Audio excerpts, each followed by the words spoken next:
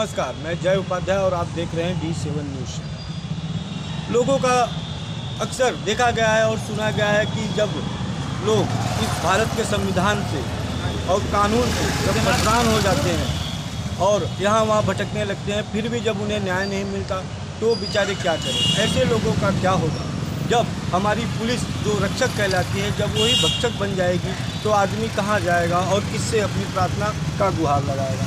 ऐसा ही एक मामला हमारे सामने आया हुआ है, जिसके बारे में थोड़ा सा बता दें कि वो महिला जिनके हम जिक्र करने जा रहे हैं, उनके शायद पुत्र की हत्या कर दी गई है या क्या हुआ है उनके साथ, वो तो न्यायालय में जब उनका केस चलेगा तो ही फाइनल होगा। लेकिन उनके बारे में कुछ बताते चले कि वो बेचारी के लड़के का शव पेड़ से लटकता हुआ मिला और उनको जिन पे आशंका थी उनके बारे में शिकायत लेके जब वो थाने पहुंची तो कई दिनों तक थाने का चक्कर लगाती रह गई, लेकिन पुलिस द्वारा ना ही उनकी FIR दर्ज की। थक हार करके वो बेचारी महिला न्यायालय पहुंची और न्यायालय के आदेश पे जब उनका FIR दर्ज भी हुआ तो उसको जो जांच करने वाले अधिकारी हैं, जिन्हें वो FIR जिनके अंडर में सौंपी गई थी, वो ठीक ढंग से जांच नहीं कर पाने का आरोप उन पर लगाया जा रहा है कि वो महिला को न्याय दिलाने में विफल है, ना ही अभी तक किसी की गिरफ्तारी हुई है। ऐसे में वो बेचारी महिला आज फिर आप देख सकते हैं कार्यालय पुलिस कमिश्नर आयुक्त के पास आई है, ताकि वो चाहती है कि इनके जो केस है उसकी एक सच्चे और अच्छे अधिकारी के से जांच कराई जाए। तो आइए मिलते हैं उस महिला से, जानेंगे उनके नाम और उनके साथ में क्या हुआ है उन सब के बारे में। यही वो श्रीमान और एक महिला है जो हमारे पास खड़ी हैं, हमसे गुहार मदद की गुहार लगा रही हैं। तो आइए मिलते हैं, जानते हैं इनका नाम। क्या नाम है सर? श्याम प्रसाद मिश्रा। श्याम प्रसाद मिश्रा जी, आप कहाँ के रहने वाले हैं? सराय से कलाड़। तो ये आपकी धर्म पत्नी है, क्या नाम है आपका? सुधा मिश्रा जी। तो ये बताइए सर हमें कि एक्चुअली आपके साथ में हुआ क्या है, किस चीज़ को लेकर आप इतने परेशान हैं और बार बार पुलिस स्टेशन और कोर्ट के चक्कर लगा रहे हैं? तो मेरे लड़के को हत्या कर दिया गया था। आपके लड़के का हत्या कर दिया गया था, तो किस पे आशंका है आपकी? चंद्रभूषण उर्फ पप्पू सिंह। तो सर किस वजह से उनकी हत्या कर दी गई थी? तो लड़की का मैटर था, लव वगैरह कुछ रहा होगा। तो मतलब कि आपका लड़का आपके साथ में रहता था या कहीं और रहता था? बॉम्बे रहता था। तो लड़की भी उसके साथ में ही रहती थी वहाँ पे? लड़की गाँव से भाग गई। लड़की गांव से भाग के आपके लड़के के पास चली गई। तो फिर क्या हुआ उसके बाद? लड़के का फ़ोन आया बड़े लड़के का, भाई लड़की के माँ बाप को मैंने फ़ोन किया, भाई तुम्हारी लड़की बॉम्बे में जाके लेके आई। वहाँ पे जाके लड़का लड़की को लेके आया, साथ में रखा। फिर आने के बाद 30 शेयर जमीन का मांग करने लगा। कौन मांग करने लगा सर? उनका नाम बताइए। हाँ भाई, उसका जो 30 शेयर है मेरी लड़की के नाम पर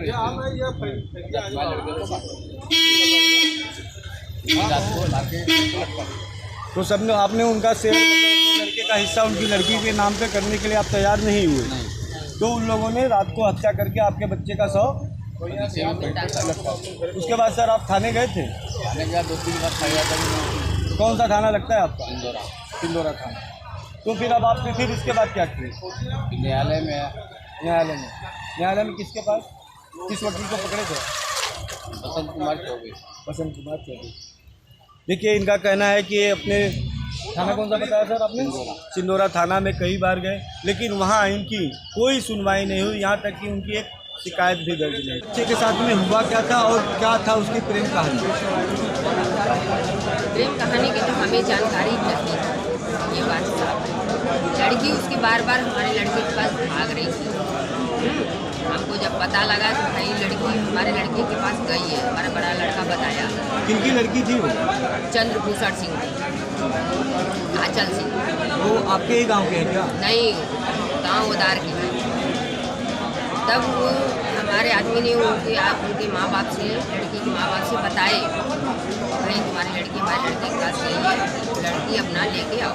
आपका लड़का कहीं बाहर रहता था क्या? हाँ, बॉम्बे रहता। तब लड़की चंद्रभूषण सिंह और उसकी पत्नी दोनों साथ गए और वहाँ से हमारे लड़की को, अपने लड़की को ले करके दोनों को साथ में आए। फिर रात को यहाँ पे हमारे घर पे आए 10 बजे और हिस्सा हमसे मांगे, बोले 1/3 हमारे लड़की के नाम करो। अच्छा, जब वो लड़का और लड़की को साथ में लेके आए तो लड़का लड़की आपके घर में रखे थे कि उनके घर में? लड़की अपने घर पे लेके गया, लड़का हमारे घर पे हाथ पकड़ के लेके आया। तब हमसे बोला कि अपने लड़के का हिस्सा मांगो। हम कहे कैसा लड़का का हिस्सा? हम बोले तो बोल रहे 1/3 हमारे लड़की के नाम पे करो, नहीं तो तुमको ये लड़के का अंजाम पूरा मिलेगा। तो सुबह हमको रात बीत गया, सुबह जो है पेड़ में लटका हुआ मेरा लड़का। यानी जब वो रात को लेके आए अपनी लड़की का बगल वाले, तो उन्होंने कहा कि आप अपने बच्चे का हिस्सा मेरे नाम कर दीजिए, नहीं तो इसका अंजाम बहुत बुरा होगा। और दूसरे दिन उसी सुबह आपके बच्चे की लाश एक पेड़ से लटकते हुए मिली। फिर आप थाने गए थे? थाने में कोई सुनवाई नहीं, हमारा वहाँ पे दरखास्त नहीं लिखा गया। न्यायालय में हम लोग साहब पकड़े पाके साहब हमारे दर्ज कराए यहाँ पे। अच्छा, जब वो लड़की की लाश लटकती हुई मिली हो तो वो उसको पुलिस ने आके उतारा था या आप लोगों ने उतारा? नहीं, पुलिस ने उतारा। हमारे लड़के से, बड़े वाले दूसरा नंबर वाले लड़के से हमारा पुलिस ने उतरवाया। लाश को पोस्टमार्टम के लिए ले गई? हाँ, तुरंत पोस्टमार्टम के लिए चली गई। फिर आपको कब लाश सौंपी? कम से कम 2 बजे। तो अभी आप क्या चाहती हैं न्यायालय से? हम न्याय चाहते हैं। न्याय चाहते हैं। जी देखिए, महिला का कहना है कि इनका लड़का एक बगल की लड़की थी जो इनके लड़के से प्यार करती थी और इनका लड़का मुंबई में रहता था। लड़की भी अपने आशिक के पास घर पे बिना बताए बॉम्बे चली गई और साथ में रहने लगी। तब लड़के के बड़े भाई ने और अपने माता पिता को इन्फॉर्म किया, तो उनके माता पिता ने जाकर लड़की वालों को बताया कि आपकी लड़की हमारे लड़के के पास रह रही है, आप जाइए उसे बॉम्बे से लेकर। फिर लड़की के माँ और बाप बॉम्बे गए और अपनी बेटी और इनके बेटे को लेके आए। फिर इनके बेटे का हाथ पकड़ के वो इनके घर पे लेके गए और बोले कि आप अपने बच्चे का हिस्सा हमारी लड़की के नाम कर दीजिए, अन्यथा इसका अंजाम बहुत बुरा होगा। घर वालों ने हिस्सा इनकी लड़की के नाम पे करने से इनकार कर दिया। तो ठीक उसी सुबह इनके बच्चे की लाश पेड़ से लटकती हुई। ऐसे में अगर इसे हत्या ना समझा जाए तो क्या समझा जाए? और ये नया पुलिस स्टेशन भी गई, वहाँ के चक्कर भी सिंदोरा थाने के कई बार चक्कर काटे, लेकिन वहाँ के दरोगा एसओ साहब ने इनकी एक रिपोर्ट भी दर्ज करना उचित नहीं समझा। फिर ये न्यायालय आए और एडवोकेट को पकड़ के किसी तरह अपना न्यायालय में पुलिस स्टेशन में केस दर्ज करवाया। अब इनका आरोप है कि पुलिस द्वारा ना ही किसी की गिरफ्तारी की गई है और ना ही ठीक से विवेचना किया गया है। इसलिए आज ये यहाँ मौजूद है और इन्होंने मांग की है कि हमारी जो बेटे का केस है उसकी जांच किसी उच्च अधिकारी से कराया जाए ताकि हमारे साथ न्याय हो सके। आप जो क्लब कराने का उद्देश्य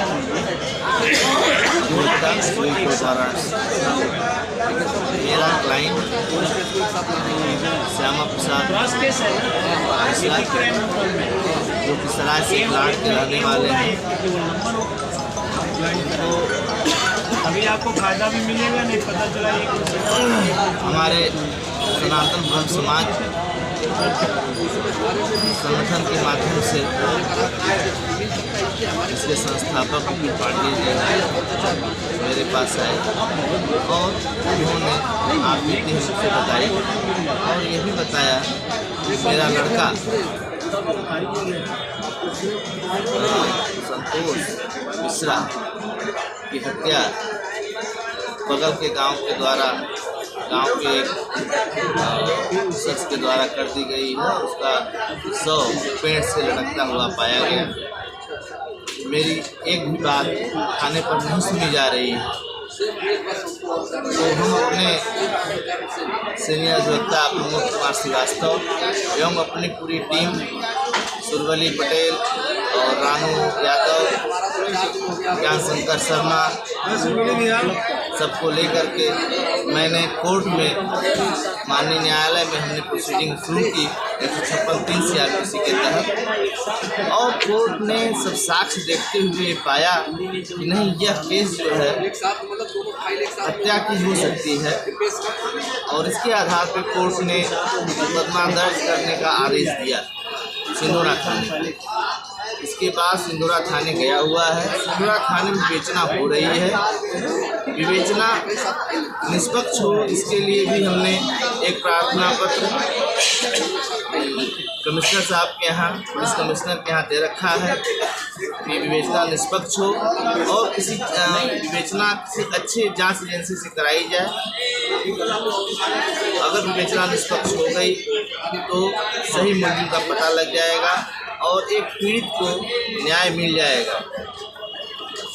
इसमें हमारे सनातन ब्रह्म समाज के संगठन का बहुत बड़ा हाथ है, जो कि पीड़ित लोगों की मदद करता है, और हमारी पूरी टीम, इसमें हमारे सीनियर साहब प्रमोद कुमार श्रीवास्तव, पूरी टीम लगी हुई थी, और भगवान चाहेंगे तो उस पीड़ित को न्याय मिल जाए। धन्यवाद।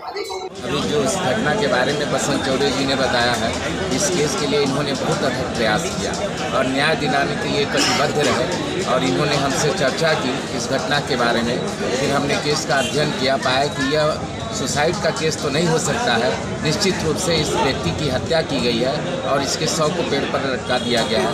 इसके बाद हम लोगों ने ड्राफ्टिंग कर 156(3) के तहत आवेदन किया यहाँ कोर्ट पर। कोर्ट को सारी बातें, विशेष परिस्थितियों पर ध्यान आकृष्ट कराया गया। इस लड़के का चप्पल वहाँ छूटा है, बैग लेकर छूटा है, बगल गांव का रहने वाला है, घटनास्थल से जस्ट 500 मीटर या 1000 मीटर की दूरी, 1 किलोमीटर की दूरी पर उसका घर है, और जो सर्कमस्टेंसेस है उससे ये पता चला कि ये गया हुआ था वहाँ बगल गांव में, ये प्रेम प्रपंच का मामला था, और ऐसा लग रहा है कि इसकी यहाँ पर लोग हत्या किए हैं, हत्या करने के बाद ला करके शव को जलाए। इन परिस्थितियों में कोर्ट को कुछ आभास लगा नई घटना सही हो सकती है, उसके बाद कोर्ट ने आदेश कर दिया 156(3). यह विवेचना हो रही है। विवेचना में भी बताया बसंत चौधरी जी ने कि लीपापोती हो रही है। फिर हम लोगों ने CP के यहाँ एप्लीकेशन दिलवाया है और ये विवेचना चेंज करने के लिए, और आगे अब देखिए क्या होगा।